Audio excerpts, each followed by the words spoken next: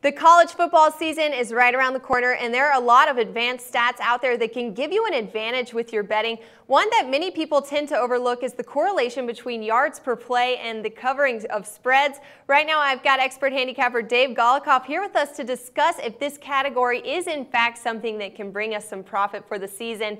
Welcome back, Dave. Can you break down what we should be looking for when comparing the two and maybe give us a few examples from last season?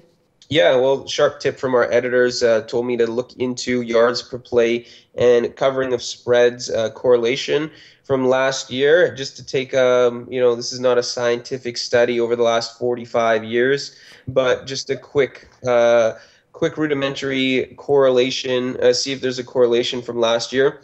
What we found was yards per play leaders were Marshall, Oregon, Georgia Southern, Western Kentucky, and Ohio State. And interestingly enough, of those top 5 teams in the category of yards per play, each of them was at least 500 or better against the spread. Now, Western Kentucky was the only team that was 500.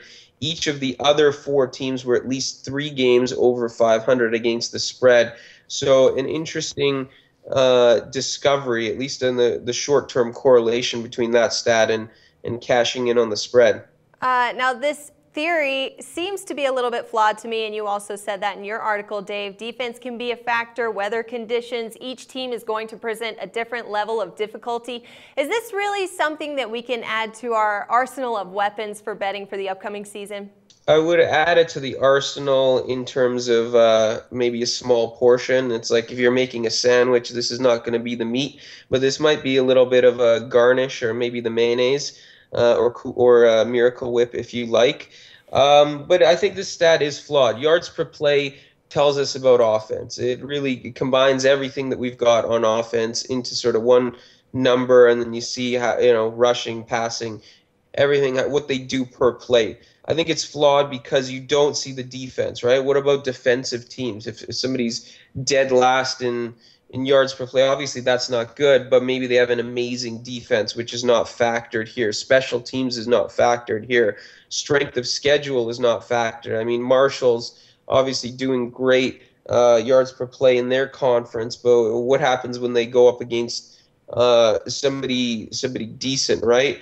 And then it also doesn't necessarily tell you how good one element of the team is. So, for example, Western Kentucky, I know they had a great passing offense last year, but their rushing offense was 69th in the country. So what happens when Western Kentucky's great passing game goes up against a good secondary? So I think that yards per play clearly gives a good correlation, but I think that it gives us a good correlation from last year, I should say. But I think on the whole, this is just a piece of the puzzle. I don't think you can solely rely on this and say, oh yeah, these guys are first in yards per play, I'm betting them this week. I think it helps, but I definitely don't think it tells you the whole picture. All right, once again, expert handicapper Dave Golohkov with an excellent analysis for the upcoming NCAA football season. Keep checking back in with us as we do more approaches that you could take on for your betting angles for the upcoming season. You can only get the best here with us at Sportsbook Review.